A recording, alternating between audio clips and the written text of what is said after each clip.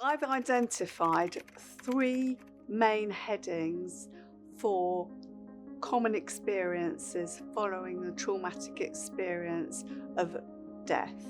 Children, young people lose their identity overnight. If you're no longer daddy's girl, who are you? And who are you going to be in the future? In my own personal experience, not only did my identity change, but I also lost my school, my home, my friends, and the world as I knew it. And this comes under the heading connectivity. Your connections, the way you function in the world, are completely blown apart and changed.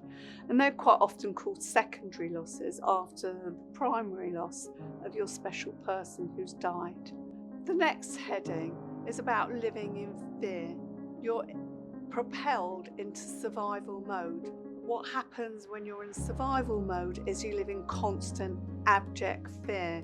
Death isn't just round the corner.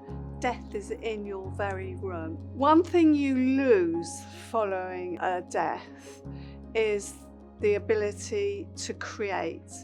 And that's because the world's full of fear. You don't want to take risks. You only want to live in effectively a safe world. So what we need to do is to encourage a place where children feel safe to play again.